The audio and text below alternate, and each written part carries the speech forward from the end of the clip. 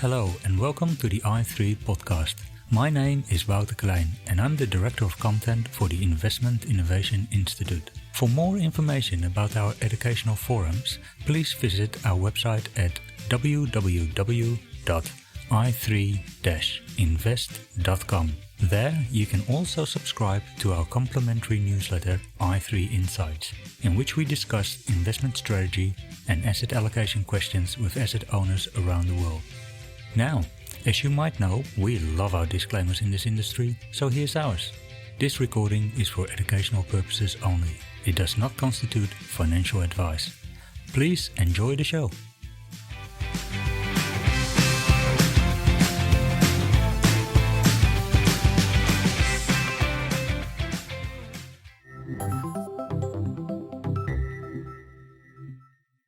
All right, I'm here with Tim Hodgson from the Thinking Ahead Institute.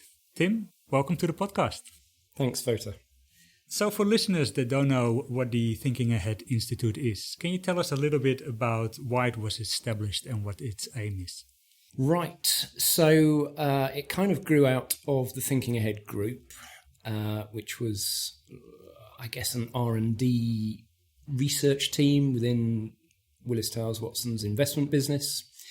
And it kind of grew out of concern of mine that the industry that I'd been very proud to join had kind of morphed from a profession to a business. At the same time, you could see that defined benefit pension funds were dying and being replaced by defined contribution. So the combination of investment risk being put onto individuals ill-equipped to shoulder it with kind of a morphing from a profession to a business, I kind of didn't like where that story might go. So the idea was to kind of propose to the industry that we needed to change ourselves to provide a better value to the end saver. And so the Institute came about as a kind of network of organizations, both asset owners and asset managers, who kind of shared that view of the world and wanted to work towards change. Yeah. And as part of looking at the pension funds as organizations, you also look at investing and the ecosystem of investment managers, fund managers.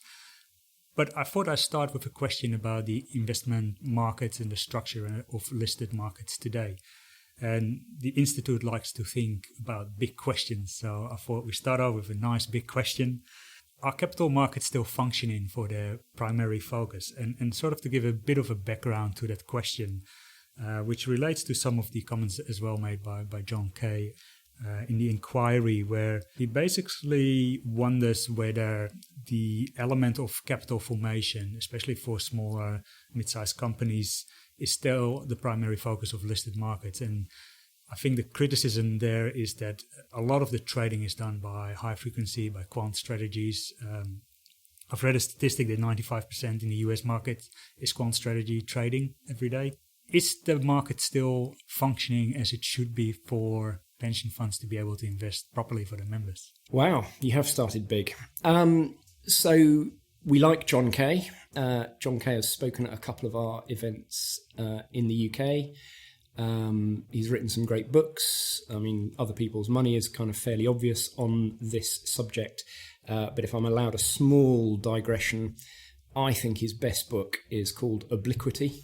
I think it came out in 2012. I love that book. Anyway, so yes, our thinking would be very much in line with his. You could argue that the capital markets haven't served their original function for a very long time. So originally, there was a heavy demand for capital by capital-intensive industries, canals, railroads, chemical companies, whatever, very capital-intensive, and the money was owned by rich individuals. So you needed a mechanism to kind of raise money for one entity from a large number of rich individuals, and the market was a great way to do the capital raising. These days, money is concentrated in much fewer hands. If you want to, if there is a project that is capital intensive, and it tends to be, I guess, infrastructure or putting up a building, and you want to raise $1 billion, you can probably do that in about 5 phone calls to some of these big pools of capital. So the structure on both sides has changed massively. There's also an argument that actually most businesses being set up these days are capital light. It's more about intellectual property, intangibles, and they don't physically need lots of capital. And therefore, I would say for quite a while now, the stock market has been used as a cash out mechanism, i.e. the money is flowing the wrong way. The business has already been built privately, and this is an exit mechanism for a billionaire. Take the US and the UK, the number of listed equities has been shrinking. In the UK, particularly on the AIM market, the alternative investment market, very small companies. The US main market, the joke is the Wilshire 5000 now has 3,500 stocks in, or 3,400, or whatever the number is right now. And so the number of listed equities is shrinking. We've hit the era of net buybacks. And so for all of those reasons, no, the market is not functioning how it originally did, which was as a mechanism for raising capital.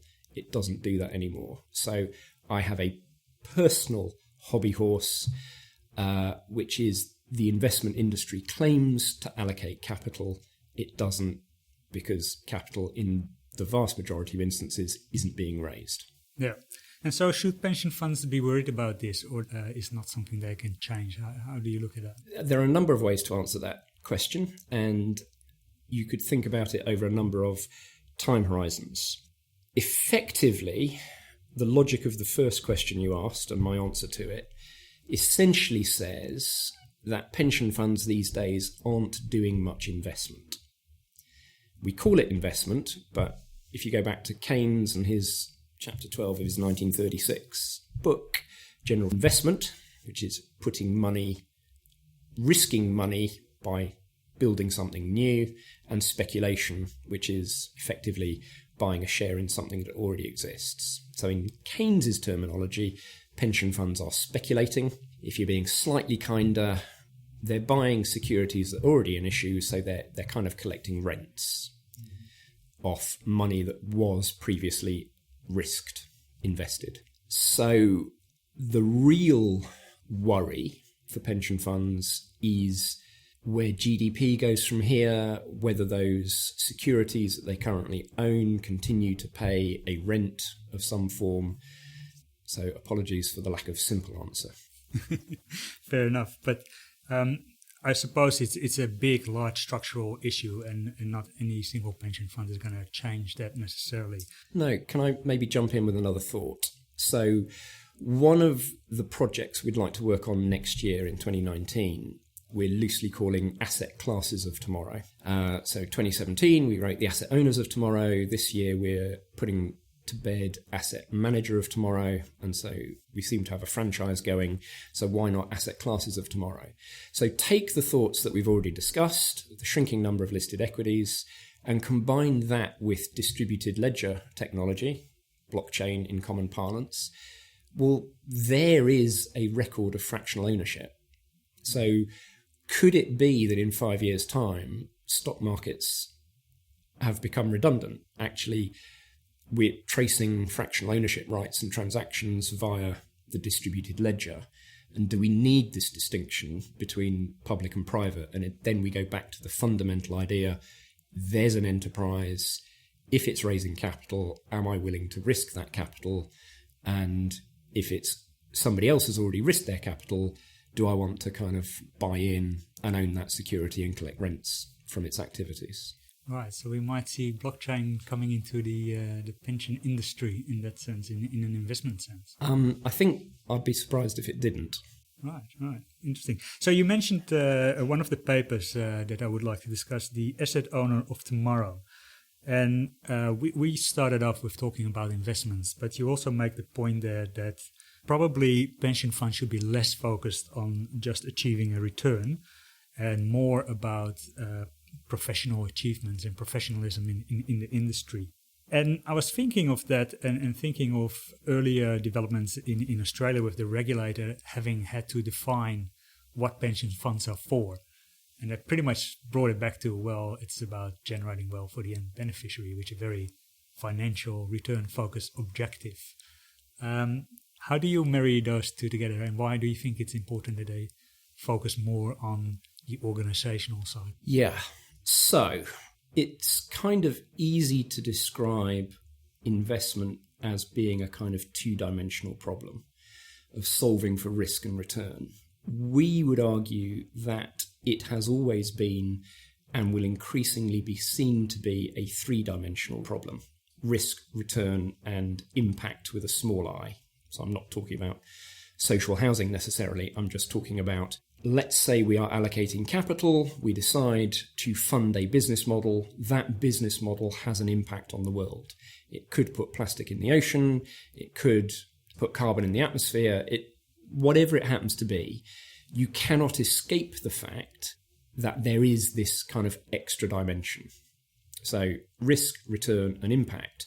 What the debate is then is, how do you define fiduciary duty? And what I hear in the marketplace is that people have interpreted fiduciary duty to attach a zero weight to this third dimension.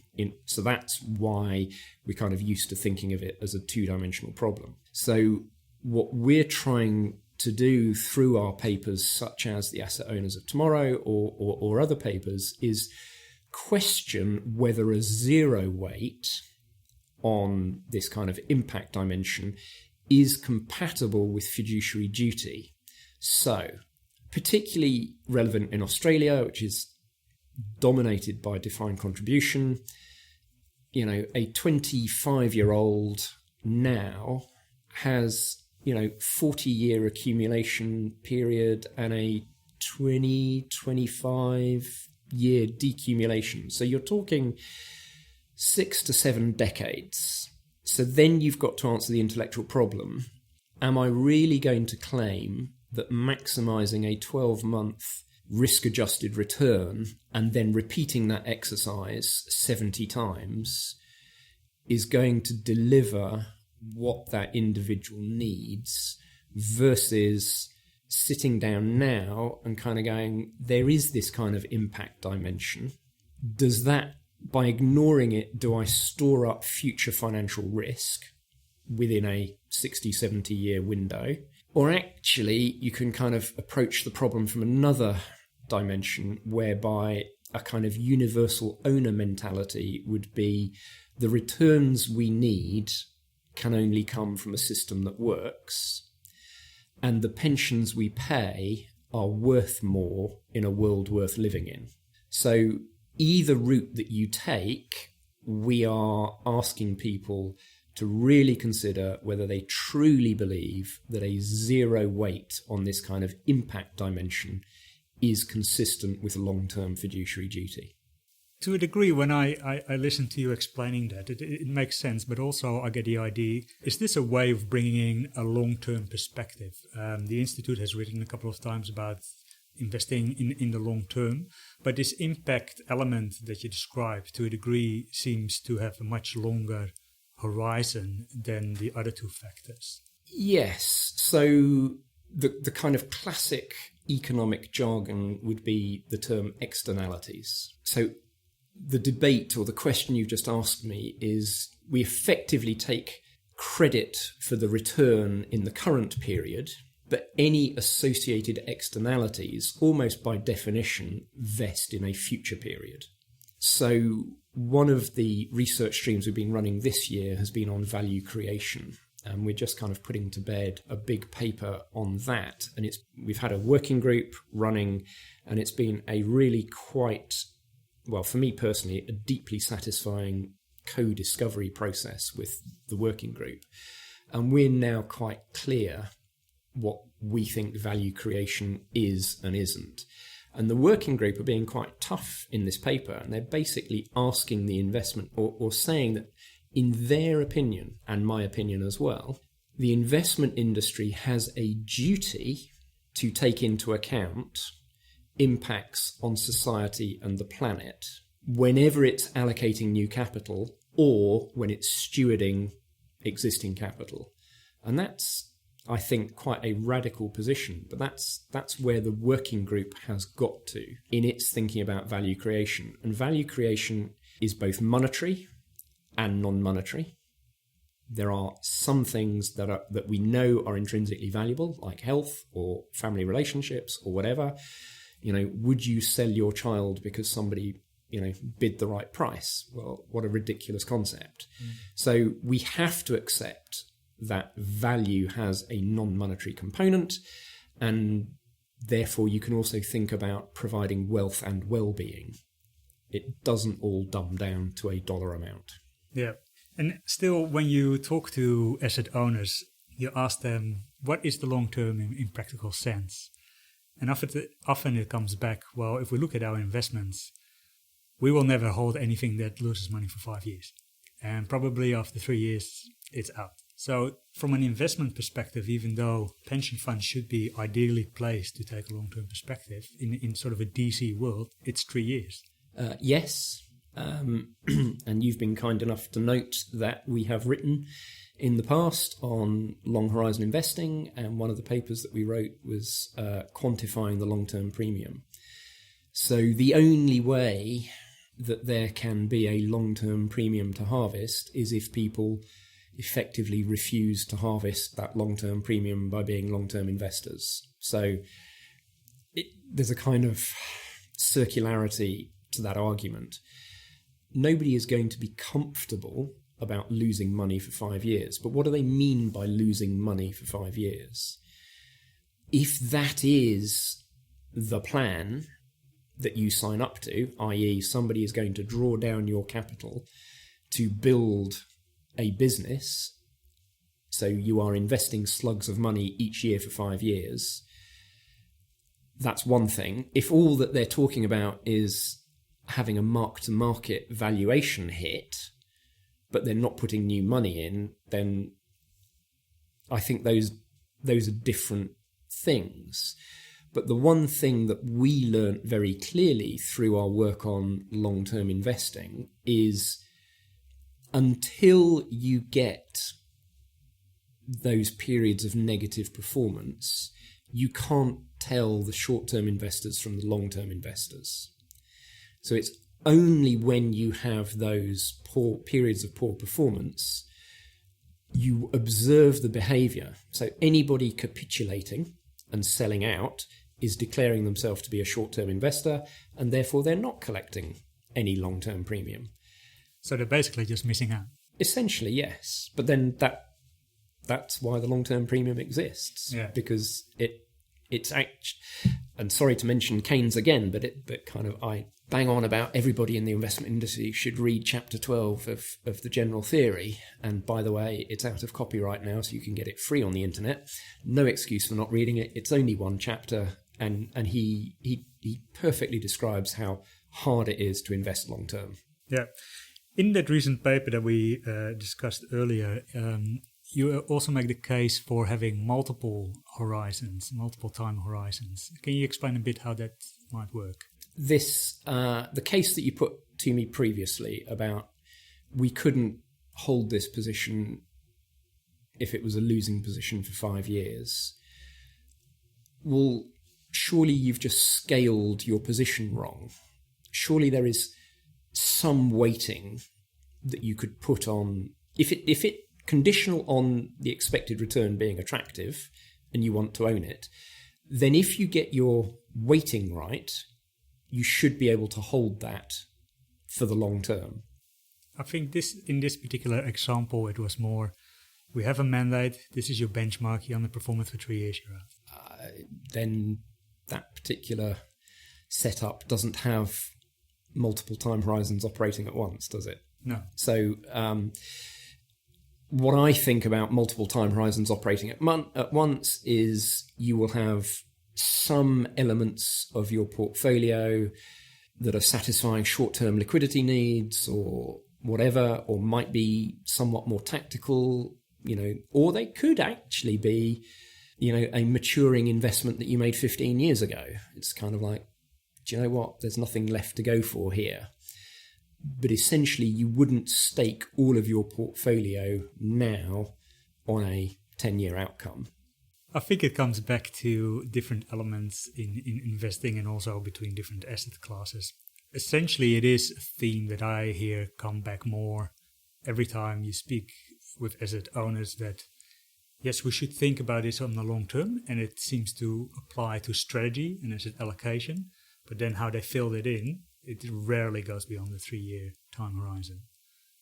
So you could probably say that the strategic asset allocation is a longer term horizon, but how that's filled in is probably not much more beyond that time frame. Yeah. So one of the things that we're going to be thinking about and hopefully writing on next year will be total portfolio approach, which effectively sets itself up in competition against strategic asset allocation. And there I can see that there are some interesting potential problems.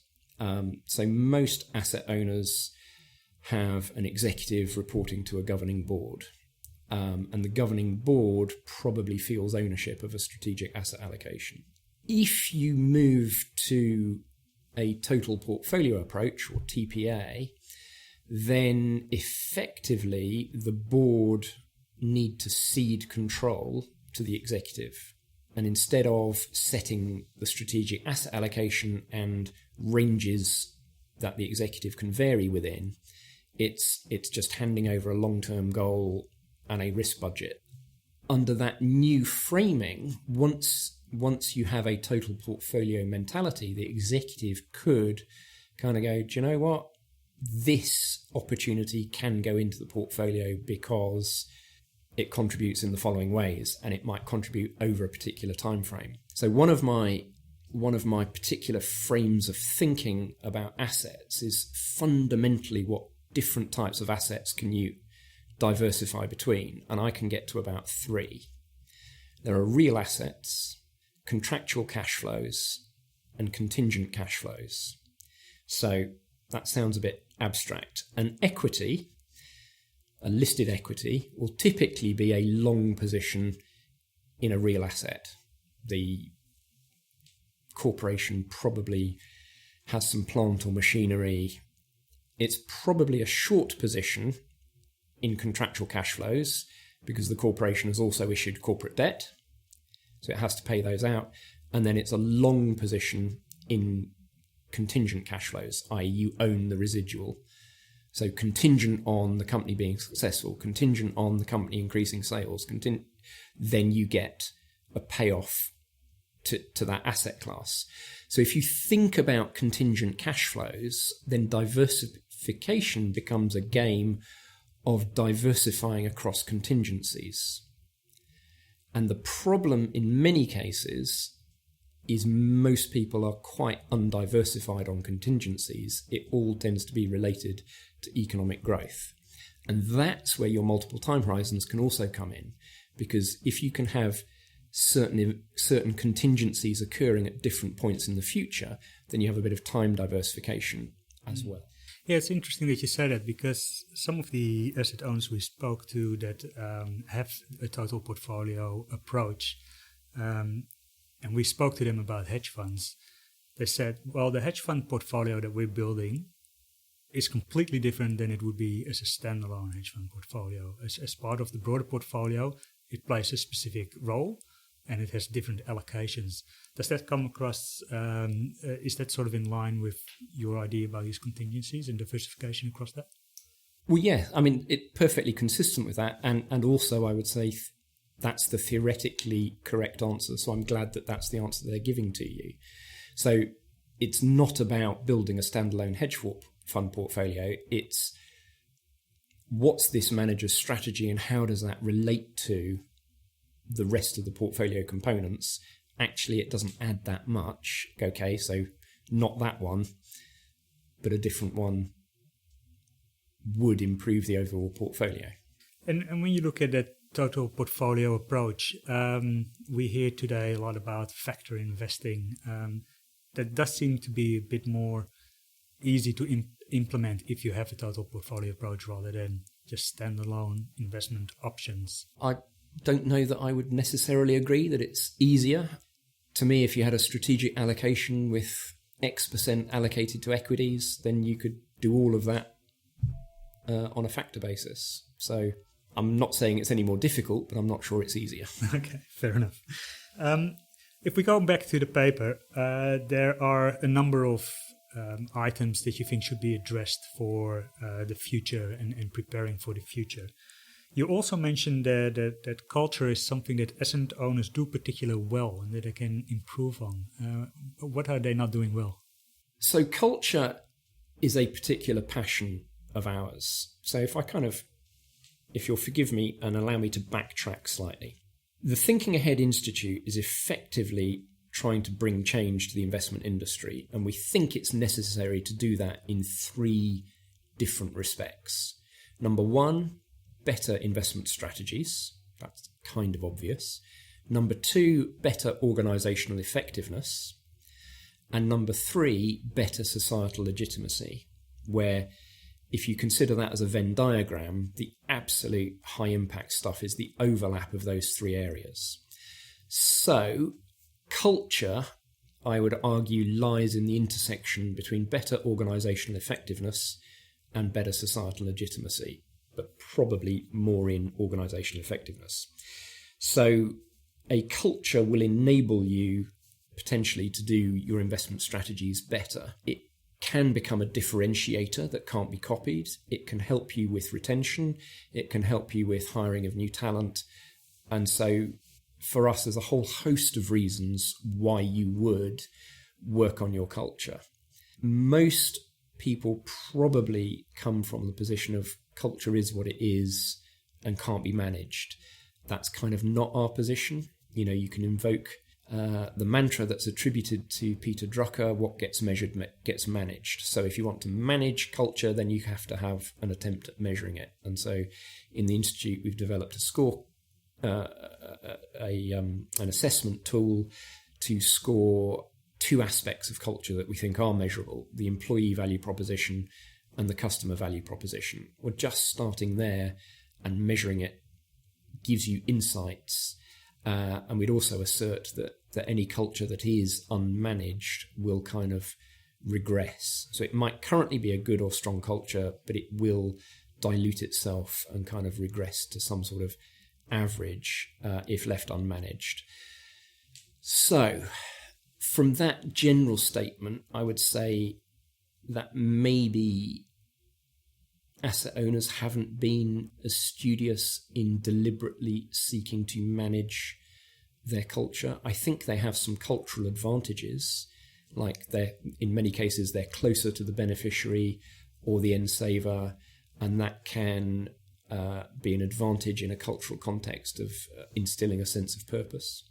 And related to that, we spoke a little bit about this in the past as well, but the necessity for cognitive diversity, that it's quite dangerous to create this group of like-minded people, because yes, you can maybe get things done more effectively and quickly, but you also don't always ask the right questions about what can go wrong.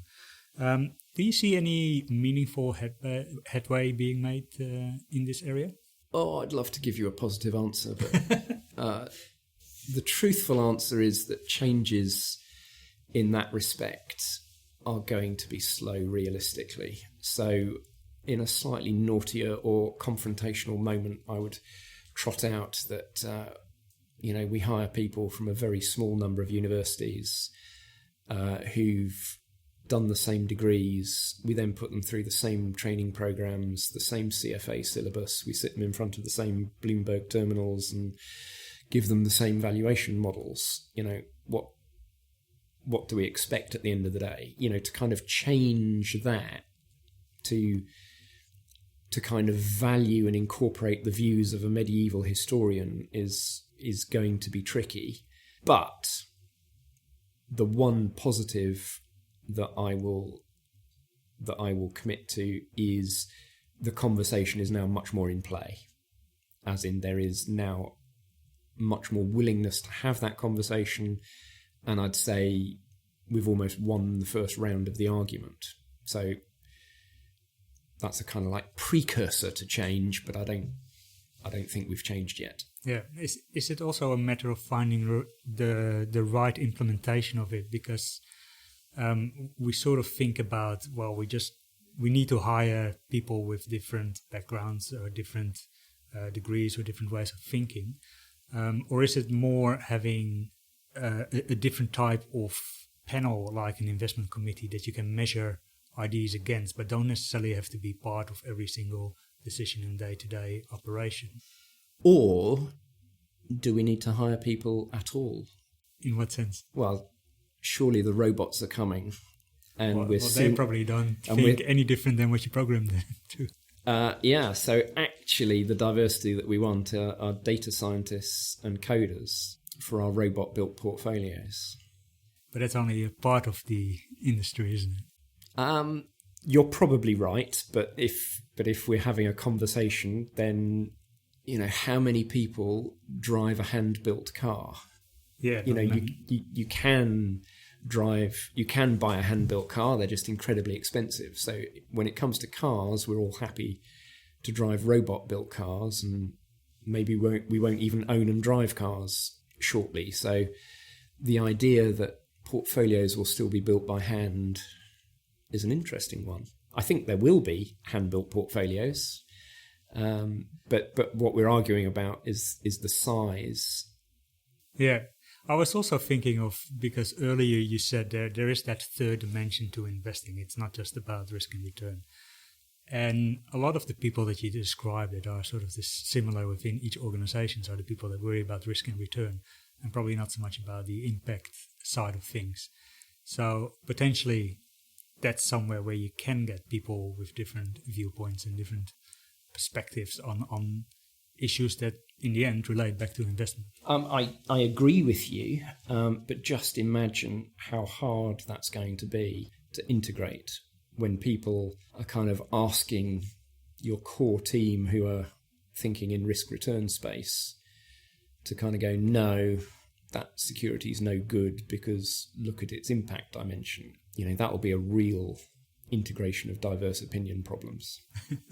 Yeah, it just made me also think of a conversation I had with a senior investor who has been in the industry for a long time, and he's more a quant himself. But he was actually lamenting the fact that all the new people that I hire are all quantitative people, because he says, in the end, we need some bigger picture thinkers as well, and we don't get them in our organization anymore. And he comes from the perspective that he himself is a quant, so obviously he values that part of the process. Is there a danger that we are over quantifying all of the processes? Possibly, yes. So if I kind of go back to my slightly provocative portfolios will be built by robots, then I use it slightly provocatively, but actually, what are we saying? If we contend that there are multiple time horizons, and we contend that there might be an impact dimension, and actually, when we're talking about an impact dimension, we're conflating carbon footprint, water footprint, a gazillion dimensions potentially, then actually what are computers really, really good at? Crunching a whole bunch of numbers very fast. They have an inherent advantage over a human of being able to combine all of those multiple dimensions together very, very fast. But humans also have intrinsic advantages, exactly as you point out in your question, of seeing things differently, applying a different lens, having a bigger picture view of what's going on. And so we talk about technology plus people, or machine plus human, not either or. Quite how that works out, I'm not bright enough to kind of predict. You're probably heading towards the area there of big data and alternative data sets, where you have data that's not necessarily financial data that becomes increasingly more important for investing. To what degree do you think that will be a significant driver for, say, the next 5 years, or is that more a short-term hype?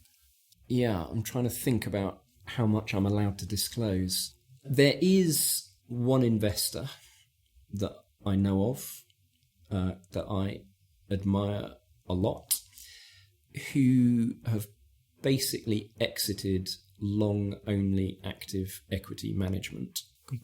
Completely. And have barbelled between market capitalization index tracking factors and then kind of extreme hedge fund. And essentially the thinking is they've taken a forward-looking view on the world that you need to be spending $1 billion a year on technology. Hardware, software, data, coders and quants, data scientists. If you're spending that much, then you are likely to have an edge, and they will be combing whatever data set, satellite imagery, number of cars in a Walmart car park, whatever it happens to be, to make inferences and to trade in the market. And so essentially, that investor has said that is, in their opinion, the way the future is going, and the traditional long-only active manager will just be sifting through the scraps that those other investors leave behind.